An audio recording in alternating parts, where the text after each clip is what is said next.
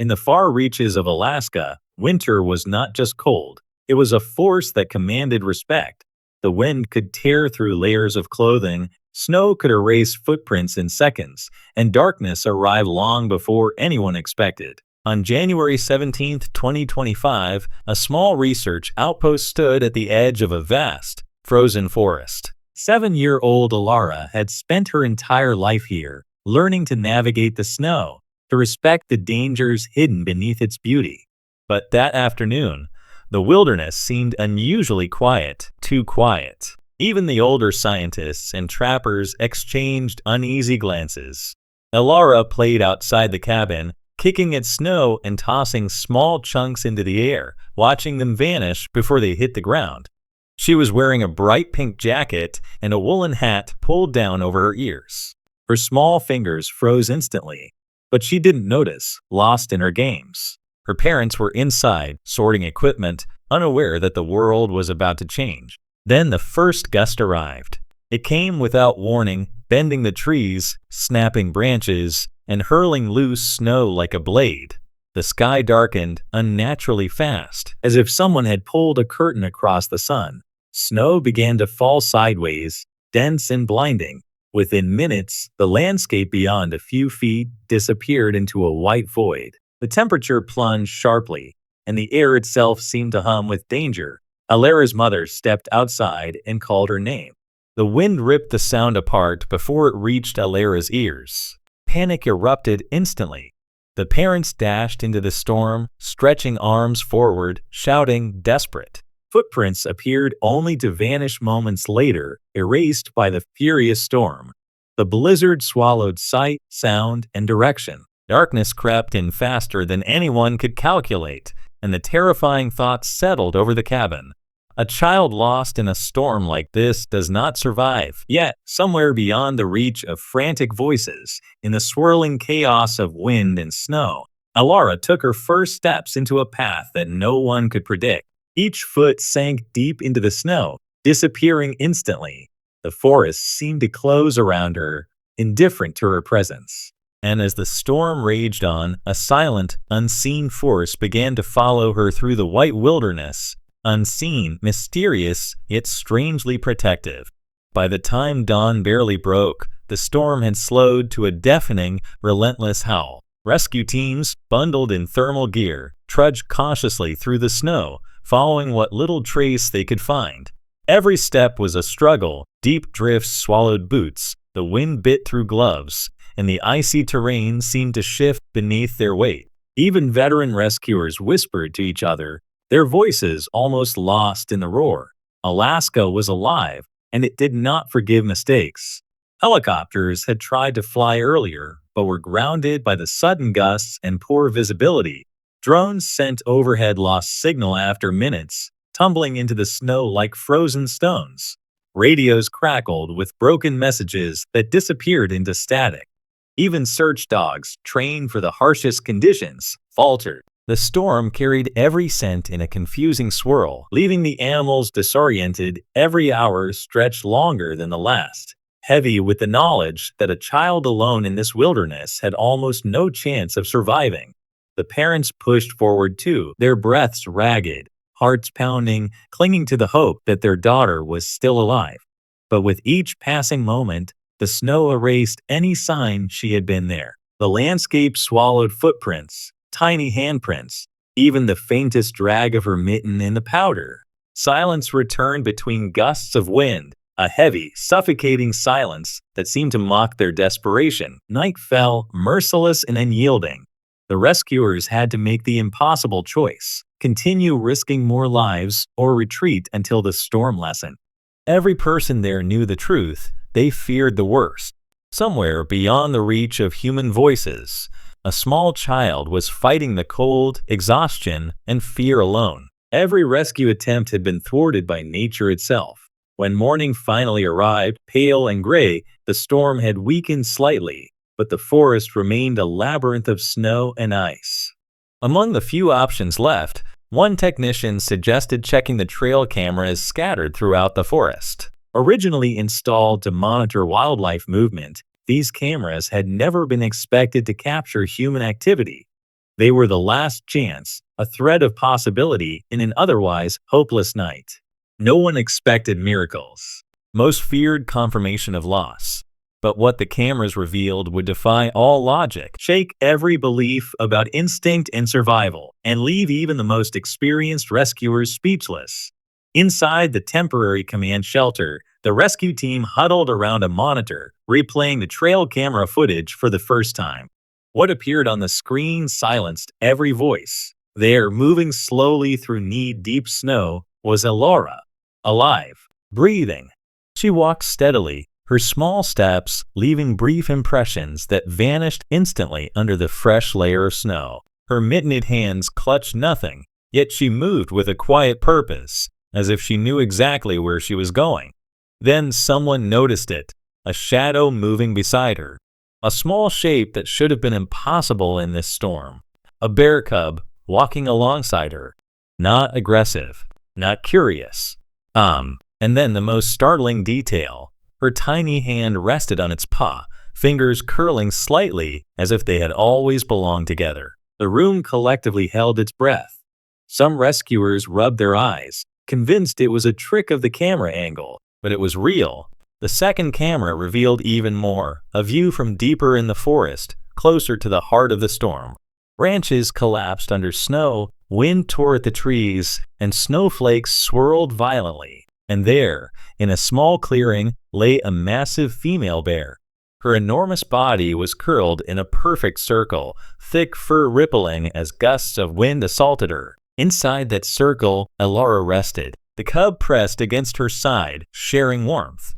The storm roared around them, yet inside the living wall of fur, everything was still, almost sacred.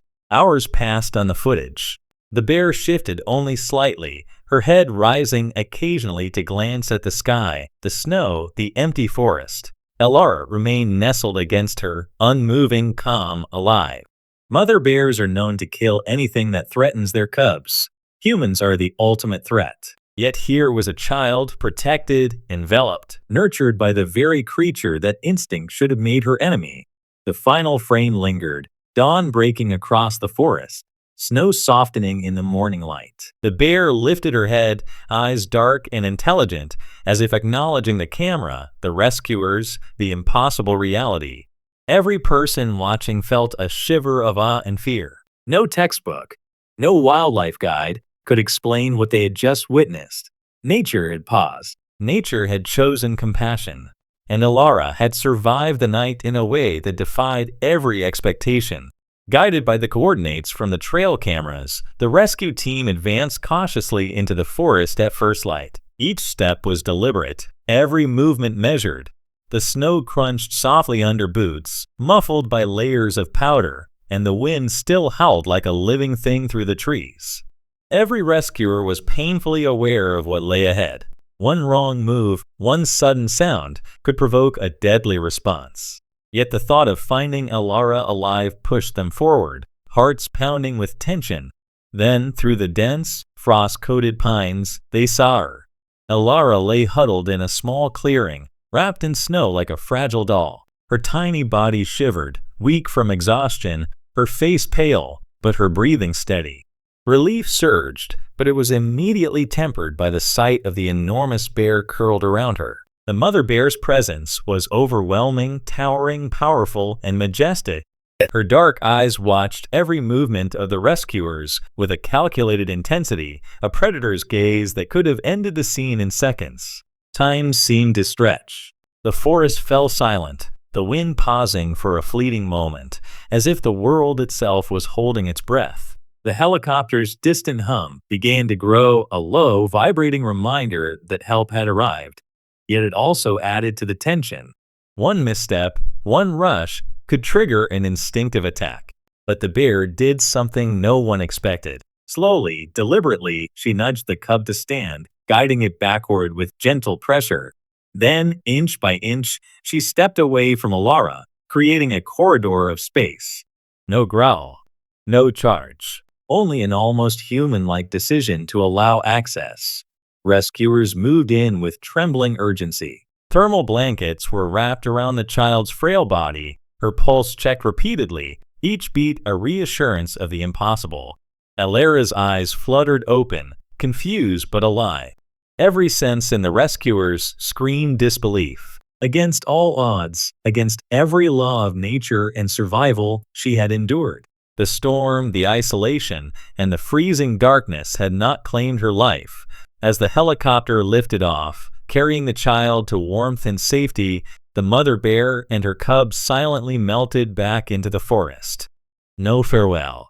No lingering threat. Just vanished footprints in the snow. A circle of survival left untouched. In that moment, every rescuer understood that what had just occurred was more than a rescue. It was a lesson, a story of instinct tempered by something almost unexplainable, compassion, or perhaps the raw, mysterious power of the wild itself. By the time Alara reached the safety of the outpost, the world outside seemed impossibly vast, frozen, and indifferent. Doctors and paramedics hurried to her side, wrapping her in blankets, checking vitals, and gently speaking words meant to soothe. Every measurement stunned them. Her body was intact. No frostbite. No broken bones. No internal injuries. She had survived a night in conditions that would have killed adults in minutes. Experts could not hide their disbelief. Every textbook, every survival manual offered no explanation. And yet the proof was captured on camera, silent and undeniable. The footage had circulated among the rescue team, and soon word spread beyond the small settlement. Scientists debated instinct, animal behavior, and the faint possibility of coincidence. Psychologists speculated on human resilience. Wildlife experts argued about the rare occurrence of protective behavior in bears.